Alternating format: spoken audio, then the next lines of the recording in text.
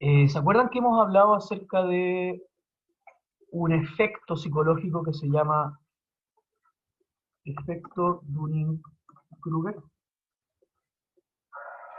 ¿Les suena a alguno?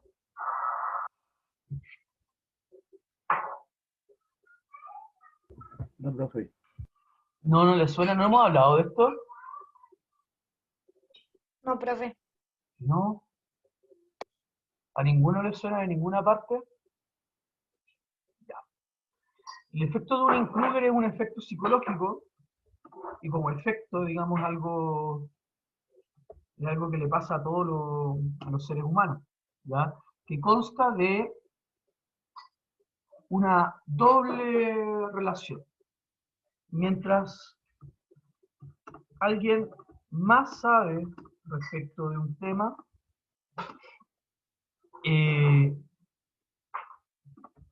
más difícil le parece explayarse sobre ese tema en términos absolutos o simples. ¿Ya? Y luego la invertida. Es decir, cuando alguien sabe respecto a un tema, le es difícil tener posiciones demasiado radicales o demasiado simples en lo que él está hablando. Luego, las personas que menos informadas están respecto a un tema tienen absoluta seguridad de sus conocimientos respecto a él. Todos debemos tener algún pariente, por ejemplo, que cree que sabe de política, que, que cree que él tiene siempre como la última palabra respecto a él, y justamente, o sea, siempre tiene la última palabra, y justamente cuando uno se fija siempre tiene opiniones bien simplonas, bien así radicales, como, no sé, Piñera, un comunista, o todo es capitalismo, o los políticos siempre están dedicados a enriquecerse a sí mismos y son todos malos, ¿ya? Todo eso son efectos, son personas que están bajo el efecto de un include. Lo más probable que cuando uno le pregunte a alguien que se dedica a estudiar la política, como un sociólogo, un filósofo político, un cientista político, uno no se va a encontrar con ese tipo de cosas. No te va a decir que todo es comunismo, todo es capitalismo, no te va a decir que el Estado haga cosas de socialismo, etcétera. Él va a tener una comprensión mucho más integral del asunto y por lo tanto va a también ser mucho más moderado respecto a sus opiniones. No va a decir que todo es algo, porque no es así. Porque él sabe, él ha estudiado, sabe la complejidad del asunto. Sabe lo que significa hablar de política en este país, reconoce la dictadura, sabe lo que pasó en dictadura, sabe lo que pasó durante el periodo de transición, ha intentado darle algún tipo de explicación a lo que ocurrió en octubre, sabe lo que pasó en los años 70 con la elección de Allende, sabe lo que venía pasando en la República Chilena desde Alessandria hasta Allende. Es una persona que estudia la política, una persona que va a tener, por lo tanto, opiniones mucho más informadas y, por lo tanto, mucho más matizadas, con mucho más riqueza conceptual, con mucho más riqueza de identificar ciertos problemas, ciertas directrices, ¿ya? Cuando uno está frente a una persona que no tiene idea, en general esa persona se va a sentir muy segura de sí misma, muy segura de sus conocimientos. ¿Pero por qué se siente tan segura de sus conocimientos? Porque es ignorante. Como no sabe lo complejo que es el asunto, piensa que es fácil. ¿Ya? Y eso no, yo creo que todo es un efecto psicológico, por lo tanto, nosotros mismos también, respecto a algunos temas, somos simplones y creemos que son fáciles esos temas. ¿Ya? Es todo un trabajo intentar, el efecto de Dunning-Kruger es algo conocido como el sesgo cognitivo.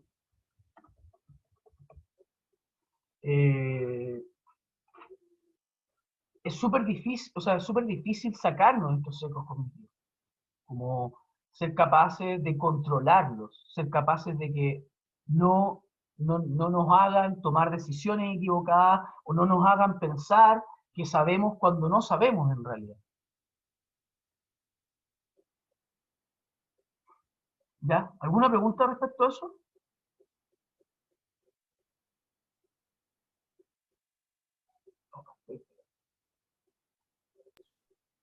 Por mi parte, no. ¿No? ¿Pero se entiende lo que, Krishna, me podríais explicar lo que es el efecto de un Kruger?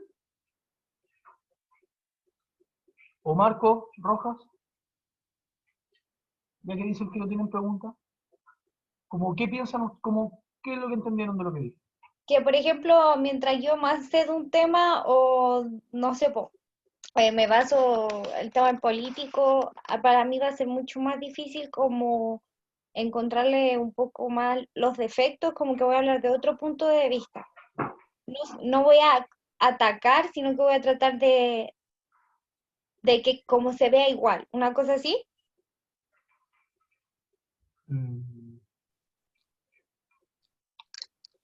a ver, estáis bien en lo fundamental, pero la cuestión es que tenéis que pensar que esto es un efecto, ¿ya? Si, por ejemplo, cuando uno habla, por ejemplo, del... ¿Qué otro efecto conocen? ¿Conocen algún efecto en física, por ejemplo? ¿Me suena? No, profe, yo soy súper mala para la física, química y biología. No existe eso de ser malo para la física, ni para la química, ni para la biología. Puede ser que no sean tus áreas de interés, y por lo tanto no lo estudiáis mucho. Pero cualquier ser humano, mientras sea racional, es capaz de entender esas materias. Eh, eh, por ejemplo, el Efecto efecto mariposa. doble. ¿Ah? ¿Cuál me dijo?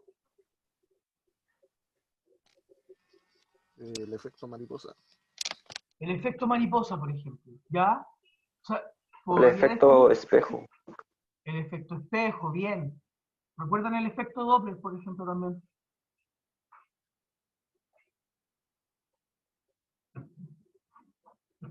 De la física.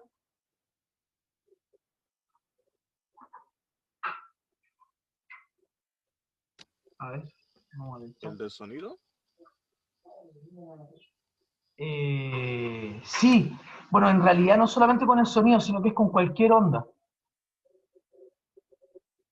¿Ya? Hay una cosa que se llama el efecto Doppler, que tiene que ver cuando tú tenías un observador y tenías un objeto en movimiento que está mandando onda.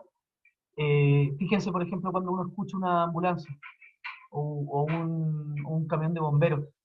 Cuando el camión de bomberos se está acercando hacia uno, se escucha muy agudo y cuando pasa se escucha de otra manera. Y es porque las ondas están llegándote a tus oídos de diferente manera. Y eso es el efecto Doppler. ¿Cuál es el efecto Mandela, Daniel? ¿Me puede explicar? El que uno recuerda algo de una manera y es diferente. ¿Recuerda uno de una manera, pero Uno es diferente? recuerda una cosa que no acuerdo bien Entonces es cómo cuando era. uno se acuerda de cosas que nunca pasaron. Eso mismo. Ah, ya es como un déjà vu de cierta manera. ¿No? Porque no es, Sí, ya, no. claro, porque no es como que se repitan, sino que te acordáis de cosas que nunca pasaron. Ya. Y eso es algo que pasa como en la psique humana, así como que, digamos, es algo que ocurre porque pasa nomás. No es algo que ocurre, por ejemplo, porque hay una causa externa. Por ejemplo, no sé, que es algo que nunca me iría a ocurrir si es que, no sé, no fumara marihuana, no consumiera una droga, o no tomara alcohol, o lo que fuese. Y pasa normalmente, pero no es como el déjà vu, va más orientado al pasado que al futuro. Ya, buena. Ya, claro, po. Entonces, en la medida que es un efecto, igual que el efecto de Dunning-Kruger, es una cosa que ocurre nomás. Es así como funciona nomás. Como también pasa con el efecto Doppler. Las ondas, como están o sea, vienen más pegadas cuando el objeto viene en camino, yo estoy acá y el objeto viene en camino, las ondas vienen más pegadas, por lo tanto lo escucho de otra manera, a cómo es cuando las ondas están son más extensas a cuando el objeto ya pasa. ¿Ya? Entonces, son efectos, son cosas que ocurren. Entonces, el efecto de Dunning-Kruger no es como una decisión, es como que alguien diga, ya, ahora lo voy a tener, sino que es algo que nos ocurre, nuestro cerebro funciona así, porque, o más que nuestro cerebro, nuestra mente.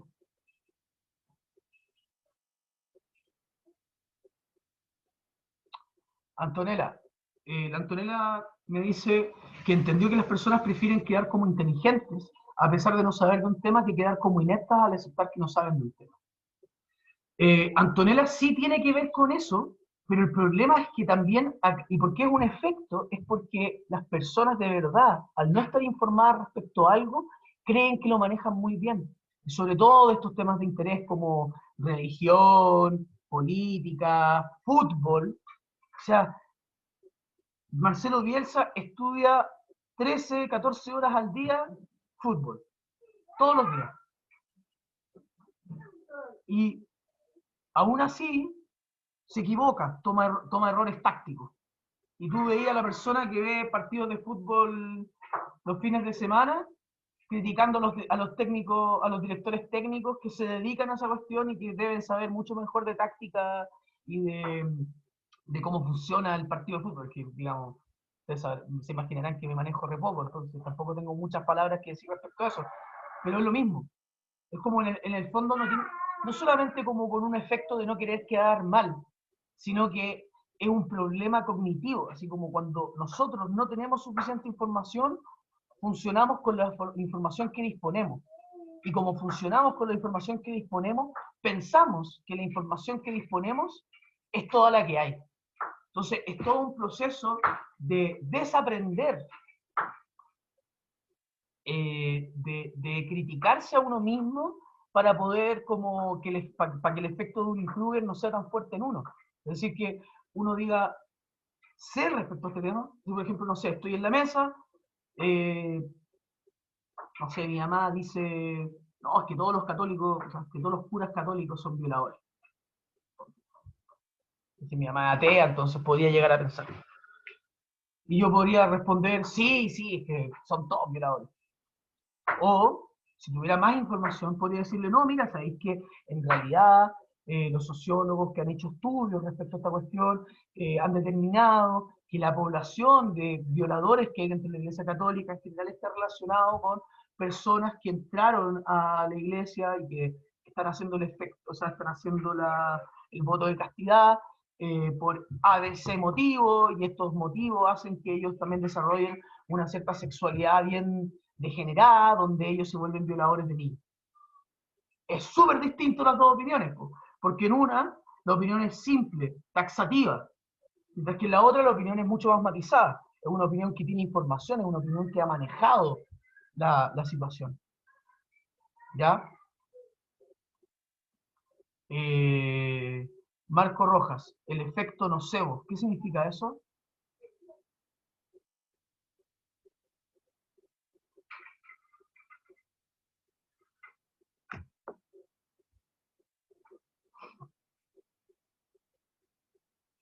Entonces, Antonella, mientras el Marco me responde que es el efecto nocebo, no es solamente que no quieran quedar como ineptas, yo creo que igual hay un factor de eso, de que como todos queremos quedar bien, pero yo también creo que es como una cuestión original, digamos, o sea, una cuestión que es auténtica. Es decir, la persona que no tiene muchas herramientas para comprender el mundo va a creer que la información de la que dispone es toda la información que hay. ¿Ya? Y de hecho hay todo un problema, por ejemplo, con la, eh, lo que se llama divulgación científica. La divulgación científica de la tele, sobre todo, por ejemplo, History Channel, que tiene divulgación científica, algunos documentales que aparecen en la tele y toda la cuestión, y en YouTube sobre todo. YouTube es como la fábrica del Dunning-Kruger. Tienen efectos bien nocivos, ¿ya?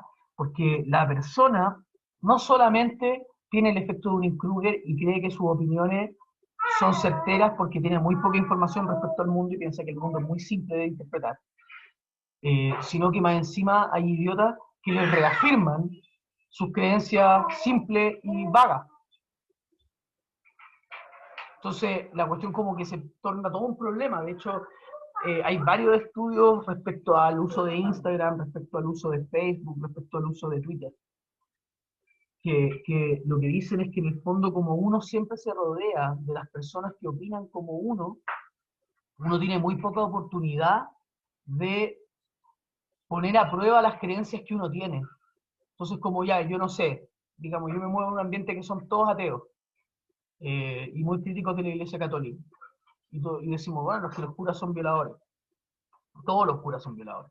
Y mi amigo llega y me dice, sí, todos los curas son violadores. Después lo publico en Facebook, todos los curas son violadores. Y todos me ponen me gusta. Y alguien comenta, sí, no, son más cerdos, algo así. Yo en ningún momento, como no tengo ningún amigo que haya hecho un estudio serio respecto a la pedofilia en la iglesia, nadie me va a corregir mi creencia. Nadie me va a decir, oye, pero Jorge, esto es mucho más matizado, etc. Y voy a morirme pensando en eso. Imagínense si es que esa creencia, en vez de ser que los curas son violadores, que puede ser un prejuicio feo, pero, digamos, no le hace daño a nadie de muy gran manera. Imagínense cuando la creencia es que las personas afrodescendientes son inferiores, o que los venezolanos nos vienen a quitar el trabajo, o que las venezolanas se dedican a la prostitución, o que el candidato próximo de izquierda a las elecciones es un ultra corrupto, pero que nadie tiene evidencia para probarlo, pero están todas las personas de derecha seguras de que esa persona es un corrupto, pero no hay ninguna evidencia. Todo eso puede afectar, todo eso cambia la democracia. Piensen en Donald Trump. Pero disculpa, Marco, que no, ni vi el partido.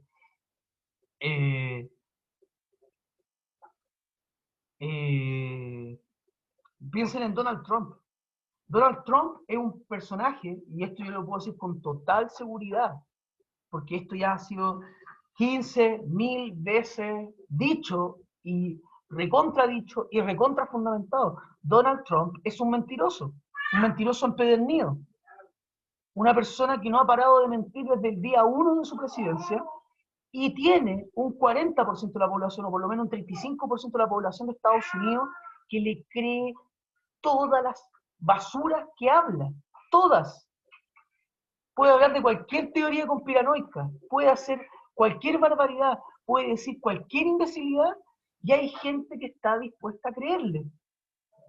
Y eso en gran parte es por el efecto de las redes sociales, porque las personas, ya digamos, yo soy un trumper, o sea, yo soy una persona, un trompista, digamos, como se traduce en castellano, y todos mis amigos son trompistas. Entonces, cuando Donald Trump llega y dice que la izquierda se está robando la elección, ¿ya? Que la democracia en Estados Unidos está en compromiso, que hay un fraude electoral gigantesco que sacó a otro presidente, digamos, porque él ganó las elecciones, esas personas lo creen. Creen que Dominion, que es la empresa que se encarga de contar los votos, está conspirando contra la democracia norteamericana y contra Donald Trump. Llega Donald Trump y dice, no, es que los mexicanos vienen a hacernos daño, a delinquir, vienen a vender drogas. Y tú veís los porcentajes de criminalidad en Estados Unidos, y la población migrante de los últimos 20 años comete mucho menos crímenes que todo el resto de la población.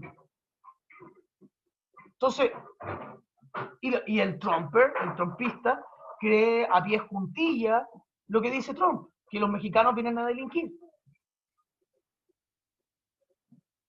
Entonces, todo eso es muy peligroso, porque él está rodeado de puras personas que lo único que le van a decir es que sí, los mexicanos vienen a puro delinquir y más encima tomen guagua, ¿cachai? O más encima, no sé, son drogadictos y flojos.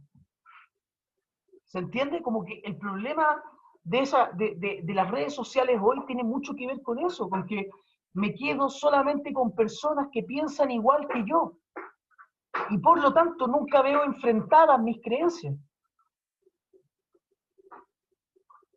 ¿Ya? Por ejemplo, sí, Marco, Piñera que le creen los de arriba, eh, que es como, hay mucha gente que le cree a Piñera, ya no tanta, pero en algún momento había mucha gente que le creía a Piñera. Cuando decían que, yo tengo conocidos que me decían que con Guillermo Chile se iba a transformar en Venezuela. Yo así como que lo quedaba mirando, decía, ¿qué estáis hablando? Por favor, dime. Y me decía, no, si él se está metido en el foro de Sao Paulo y violador de niños y la cuestión. O que el Móvil H y Rolando Jiménez quieren legalizar la pedofilia en Chile. Y por eso voto por José Antonio Cast. Y tú decís como, ¿qué estáis hablando? Por favor, ¿cachai? Sería un ignorante.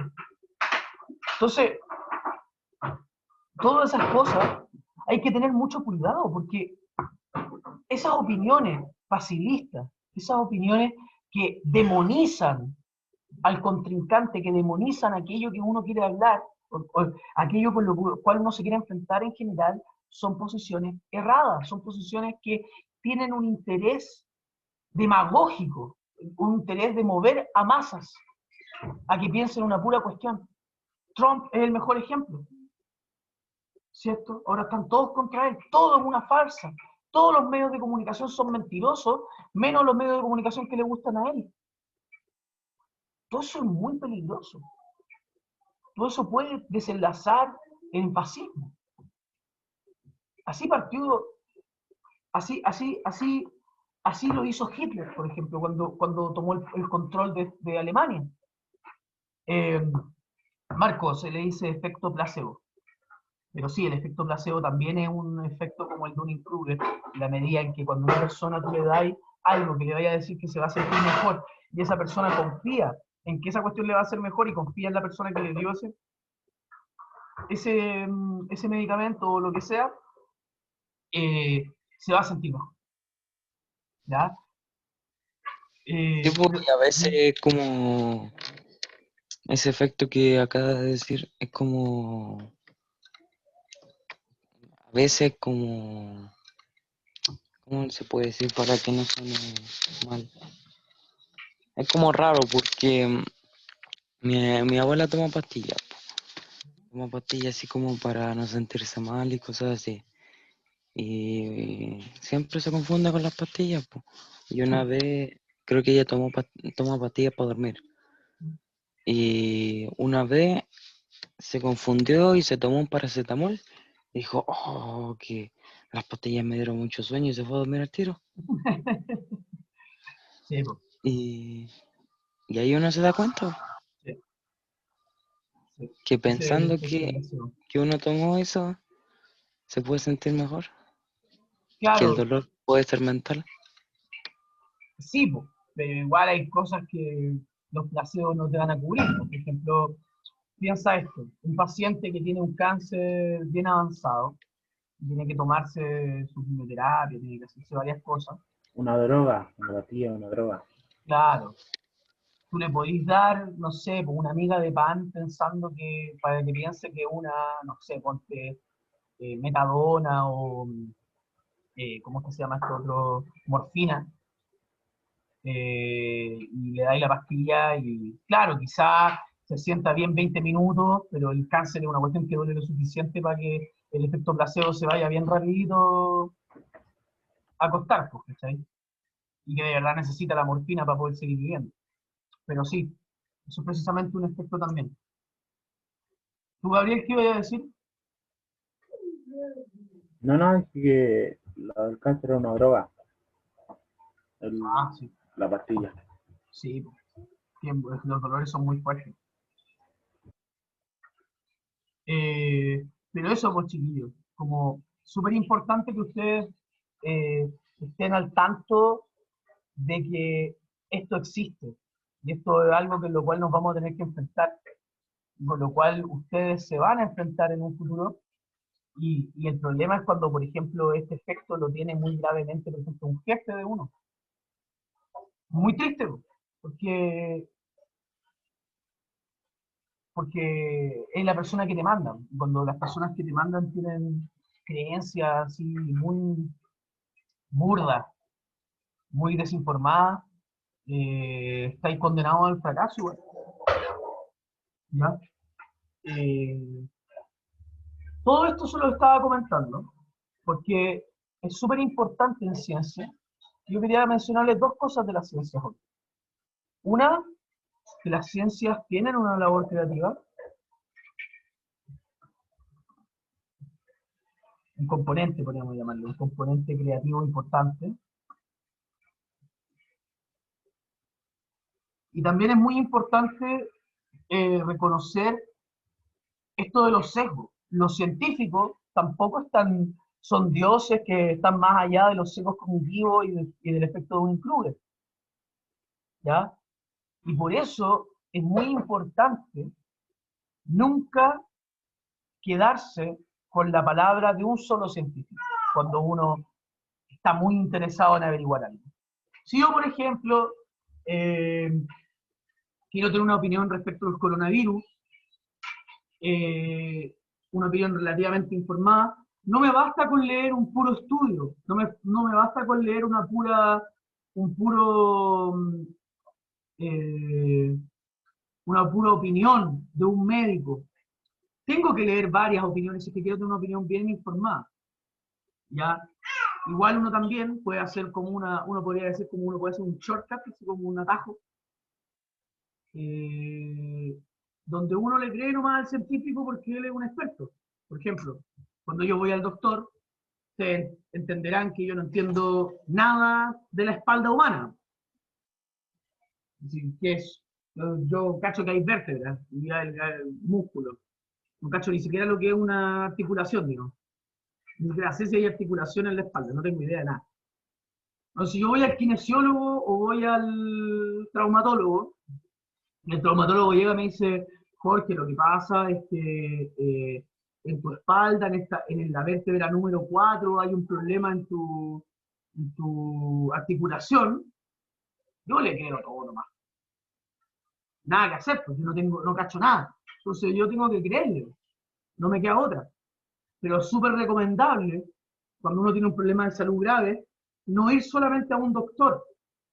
En general, por motivos económicos y de tiempo, nosotros no podemos ir a más de un doctor. Pero lo ideal sería siempre cuando el problema es grave, un problema de mucho dolor, que necesita mucha información, etc., lo mejor es ir ojalá a 2 o 3 especialistas. ¿Por qué? Porque así uno elimina el psicocognitivo. Con varias opiniones, con diversas opiniones respecto al mismo fenómeno, lo que a uno le sirve es para tener más matices, más información respecto al tema. Ver cuáles son las cosas como más importantes, en qué cosas los científicos piensan lo mismo, en cuáles cosas los expertos piensan lo mismo. ¿Ya? Eso es súper importante, porque de esa manera uno es capaz también de votar los sesgos cognitivos del científico mismo, del experto mismo. ¿Ya? Y por eso a mí no me gustó para nada cómo el gobierno de Piñera llevó a cabo su plan contra el coronavirus. Porque lo primario, lo más importante que necesitaba las políticas públicas que se iban a realizar, y fue por qué Alemania, por qué Nueva Zelanda fueron tan exitosos en su manejo del coronavirus, fue uno, porque confiaron siempre en la ciencia, nunca hubo un problema respecto a eso, pero dos, porque sus paneles eran paneles donde ellos ponían a personas, ellos ponían voluntariamente a personas que pensaran distinto. Porque cuando en ciencia tenéis personas que piensan distinto, es lo mejor. Porque con eso lográis que los sesgos cognitivos, el efecto de Dunning-Kruger que puedan tener los científicos respecto a otros aspectos, quede eliminado, quede cancelado. Entonces llega, por ejemplo, pensemos en Mañalich.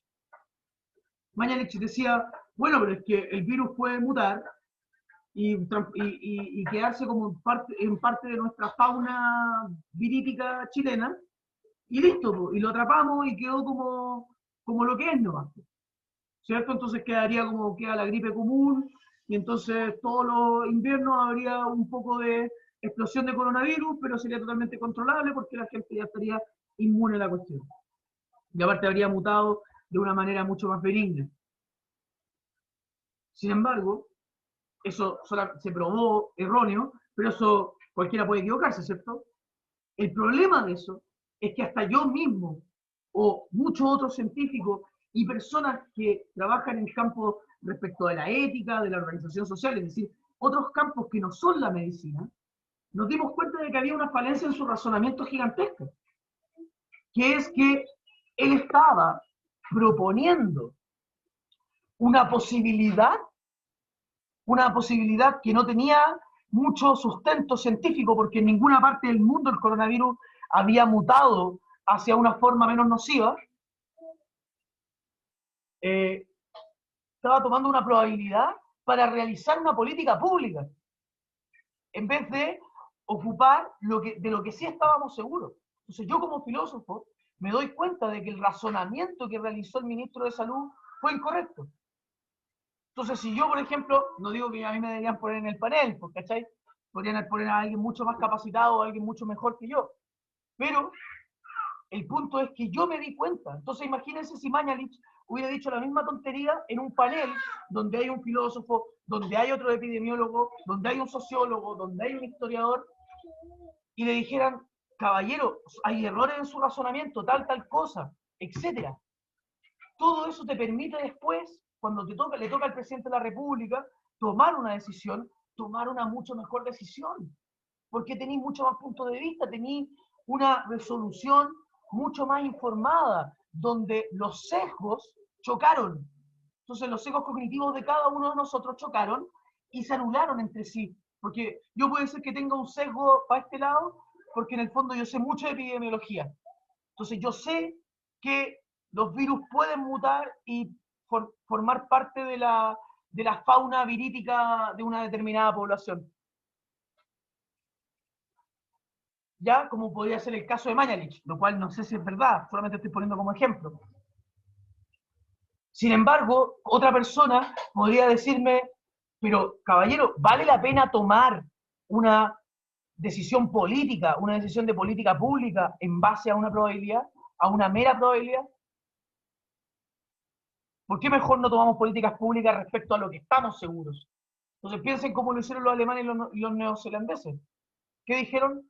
Empezó a entrar el coronavirus, cierran la frontera, 2 semanas de cuarentena. Identifiquemos todos los casos, pongamos todos los test a la parrilla, testiemos a toda la población. Entonces, después de 2 semanas, vamos a tener a las personas que estaban infectadas sanas, o relativamente sanas, no mucha, como hicimos una cuarentena de 2 semanas, no se va a haber expandido demasiado el virus, y con todos estos test que estamos haciendo, vamos a poder determinar qué personas tienen el virus y quiénes no. Y esas personas que tengan el virus, vamos a mandar policía o militares o lo que sea, para que controlen que esas personas no salgan. Y al mismo tiempo vamos a tener una garantía del Estado que les vaya a dejar comida, les vaya a dejar las cosas que necesitan para seguir existiendo. Porque eso también es un problema, porque acá hicieron una cuarentena y había gente que se estaba muriendo de hambre. Entonces, no, cuarentena ultra estricta. Nadie puede hacer nada para afuera. Y es como, loco, no tengo comida en la casa. No tengo trabajo. Entonces, ellos, como tenían un sociólogo, tenían un epidemiólogo, tenían un filósofo, tenían un experto en políticas públicas, entre todos lograron mostrar su información y lograron obtener lo mejor que cada disciplina podía prestar a la decisión política del momento que el momento necesitaba. Y según yo, y yo creo que ese es el futuro de las políticas públicas. Las políticas públicas tienen que ir hacia allá, al trabajo cooperativo entre expertos, a que nos saquemos nuestros sesgos en conversación franca, racional, bien argumentada. Hacia allá tienen que marchar las políticas públicas, con los desafíos que se vienen del futuro, el cambio climático, la crisis política, la crisis económica. Todo eso necesita respuestas complejas respuestas completas, respuestas de muchos puntos de vista, respuestas que sean capaces de tomar lo mejor que cada disciplina sea capaz de proponer. Respuestas que sean capaces de eliminar los sesgos cognitivos de nuestros políticos.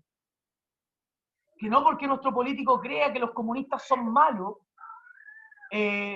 no vamos a poder tener una persona comunista dentro del panel, aunque sea un filósofo increíble o un historiador muy bueno o lo que sea. ¿Cierto? Necesitamos botar los sesgos cognitivos, necesitamos tener las mejores posibilidades de saber qué es lo que es verdad y lo que no, y qué direcciones tomar, y hacerlo a la base de la evidencia, hacerlo a la base del contraste entre saberes, del contraste entre ciencias, del contraste entre conocimientos posibles.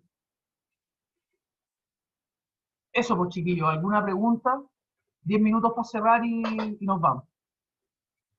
Yo sé que ya deben estar chatos, ya quieren irse, pero algo, pues, algún comentario, ¿les parece correcto lo que digo? ¿Les parece incorrecto? ¿Qué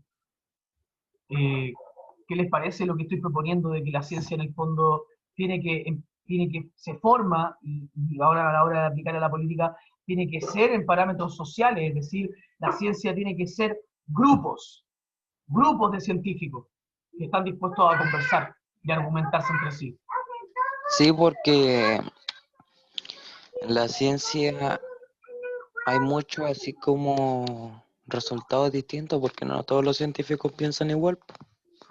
Por ejemplo, con esto de la vacuna, hay vacunas que ahora salió una que tiene 95%, otra que tiene 92% y otra 90%. Si quizá ellos se juntaran a hablar y ver qué tiene uno y qué tiene otro, harían la vacuna más efectiva. Excelente, exactamente, Lucho, exactamente, ese es justamente el punto.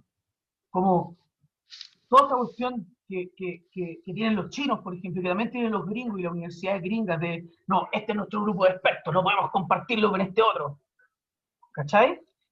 Sí. Esta vacuna es nuestra, no podemos compartirla. Todos esos son impedimentos hacia el progreso científico. Si esos científicos pudieran hablar con los científicos chinos, pudieran hablar con los científicos japoneses, pudieran hablar con los científicos rusos que están trabajando en esto, y entre todos estuvieran juntos, tirando qué fortalezas, qué les falta, cuáles son los problemas, con total transparencia y con total posibilidad de hablar transparentemente, no que fueran secretos de Estado casi estas vacunas, porque en el fondo lo que quieren es quién se lleva la plata de la vacuna. Eso es lo que están peleando en el fondo. Eso es lo que están peleando, la plata. Exacto. Y no lo que de verdad necesitamos, que es una vacuna para esta estupidez, y por fin poder salir de nuestras casas tranquilos, y que la gente anciana y los bebés no tengan peligro de morirse por culpa de esta basura de enfermedades. ¿Dónde están, digamos, los valores? Me refiero como los fines de esta cuestión. ¿Cómo va a ser el fin la plata? El fin tiene que ser que estemos mejor todos, que no se nos venga una crisis económica tan grande que la gente pueda volver a salir a buscar trabajo. ¿Cachai? Que la gente no piensa en el futuro, piensa en el hoy.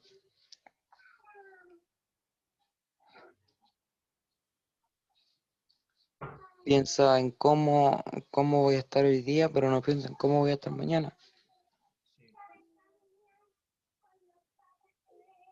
Hay un dicho respecto a eso: pampa hoy, hambre para mañana. Y en eso estamos. Totalmente eso. Sí. Piensen, por ejemplo, yo les he comentado esto de los altos costos de la ciencia. Tú para poder, yo creo que les he demostrado, ¿no? Sí, les he demostrado. Si, por ejemplo, journal científico y cosas así.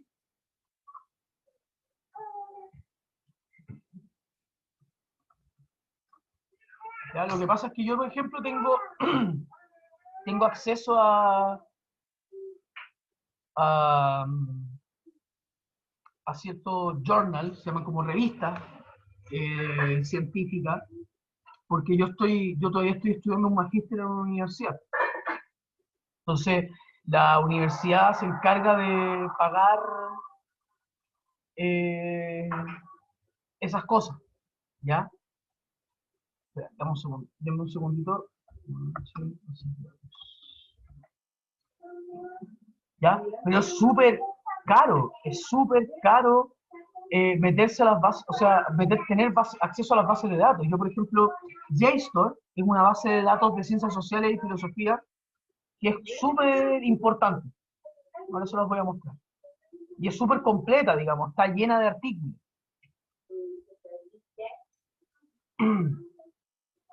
Dame un segundo.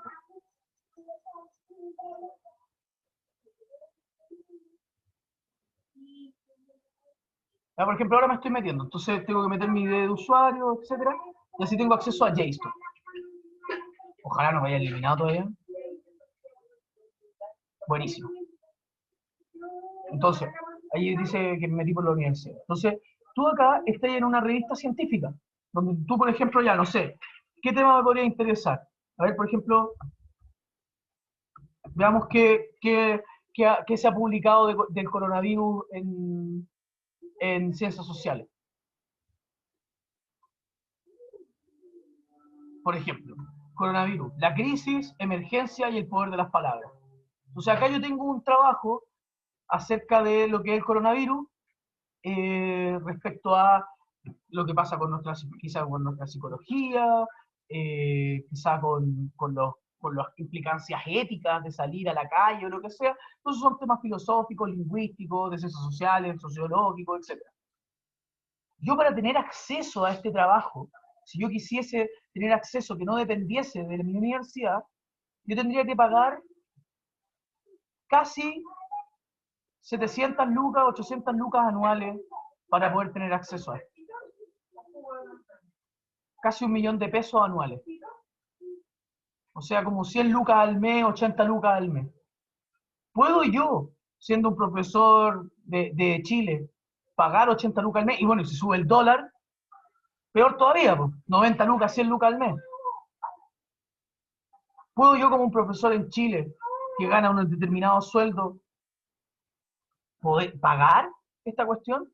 Si no estuviera afiliado a una universidad, lo más probable es que no. Y eso, que esta es solamente una base de datos. Si yo quisiese, por ejemplo, ser un científico muy dedicado, no sé, en ciencias sociales, yo tendría que meterme a 6, 8, 12 bases de datos, de las cuales cada una tendría que pagar entre 50.000 y 100.000 pesos. O sea, solamente para poder investigar, tendría que invertir casi 1.000.000 de pesos, 1.200.000 de pesos mensuales para poder investigar y tener la mejor calidad de investigación. Eso es carísimo. Eso es imposible. A ni un científico le pagan tanto. Por eso nosotros, las personas que nos dedicamos a la ciencia, tenemos que depender de estar afiliados a universidades, o haciendo programas de magíster, o haciendo programas de doctorado, o haciendo clases en alguna universidad y trabajando como investigador, en pos de poder acceder a la investigación, o si no, no podemos. ¿Ya? O tenemos que jugar sucio. Vuelva, soy hijo. Déjeme terminar la clase y ya estoy terminando, ¿ya? Entonces, les voy a dejar de compartir. Y para cerrar, Jessica, después que cierre, conversamos.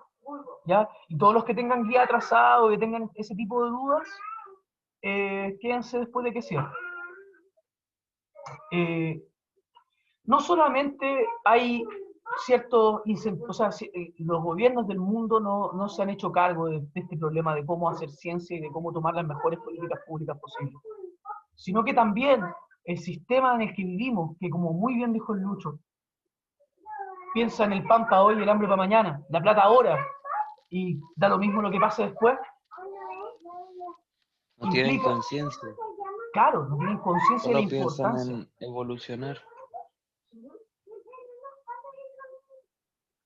Pero ¿cómo van a evolucionar si el otro año no van a estar vivos?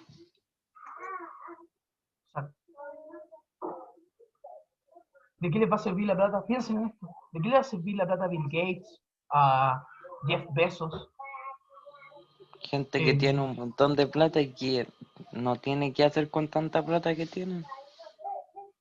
Imagínense, pues, si el día de mañana viene un calentamiento global que impide que los cultivos se puedan surgir, que hay una sequía gigantesca, etcétera. ¿Qué va a pasar con Jeff Bezos? ¿Qué va a pasar con Bill Gates? ¿De qué les va a servir las toneladas de plata que tienen? Si el dinero deja de tener valor. Si hay un mundo post-apocalíptico, así como Mad Max, o sea, como Mad Max. No sirve de nada. No podéis quemar esa plata y no tiene sentido. Entonces, también en esto, los journals científicos ganan mucha plata, los investigadores no ganan casi nada. Tú llegáis, publicáis. Yo, por ejemplo, tengo un artículo publicado, del cual, de plata, me llega, de repente me llegaron la plata que me pagaron para la primera entrega, 30 lucas, por un artículo en el cual estuve trabajando meses, 30 lucas, y luego los derechos de ese artículo se lo queda la revista que lo compró. Entonces, cuando alguien llega y quiere consultar mi artículo y tiene que pagar plata para poder consultarlo, esa plata no me llega a mí, esa plata le llega a la revista. Lo mismo pasa con las disqueras. La plata nunca le llega a los músicos, le llega a la disquera. Entonces Sí, te dicen, no, porque no se piratee supone la que música. la disquera tiene que pagarle un saldo así como grande de plata o irle pagando sueldo. Claro. Pero aquí con los investigadores no hace lo mismo. Pero también, o sea, es que también te pagan, digamos, un poco para comprarte el artículo, pero a las disqueras pasa lo mismo, que el 10% de la plata que produce la música le llega al músico. O sea, el músico crea algo y esa creación de la plata que produce, que puede ser una tonelada de plata, le llega al 10% y el 90% se lo queda a la disquera, el 80% se lo queda a la disquera. Eso es mucha plata. O sea, digamos, puede ser que el músico le estén pagando bien, que viva relativamente bien. El problema es que la plata que produjo su creación, en la mayor cantidad de esa plata se la está quedando la disquera, no se la está quedando él. Entonces eso es todo un problema, digamos. Todo el problema de los derechos de autor. Los derechos de autor no están para defender a los autores, están para defender a las compañías de revistas, a las disqueras, a las cuestiones estas que generan películas, que se me olvidan cómo se llaman. Está para eso, para defender a esas personas, no para defender al director, no para defender a La los productora. guionistas, las productoras. No está hecha para defender al artista, no está hecha para defender al científico o al investigador, está hecho para defender a el que gana plata con eso, al dueño de la A las revista. organizaciones. Entonces, uno igual tendría que empezar a cuestionarse si en el mundo que queremos en el futuro vamos a querer que todo funcione en pos de la plata o vamos a estar pensando en cómo hacer mejor las cosas. No solamente en cómo hacer las cosas para sacar más plata, sino cómo podemos hacer mejor las cosas para que la gente viva mejor, para que tomemos mejores decisiones para el futuro. Para que toda la gente tenga más plata. También, buena lucha. Eso pues chiquillos, los libero ya. Si tienen alguna pregunta igual no tienen, pueden hablar todo lo que quieran, pero están liberados. Cerramos la clase. Y ahora, los que tengan preguntas respecto a la guía atrasada y toda la cuestión, pueden quedarse preguntando. Yo tengo una. Ya. No sé qué le debo. Chao chiquillos a los que se vayan. Voy a revisar al tiro. Chao, profe. Chao Seba, que estés bien. Un gusto haberlo escuchado. Qué Chao, bueno, profe. gracias. Chao Krishna, que estés muy bien. Que esté bien igual. Cuídate. Chao Alan, chao Esperanza.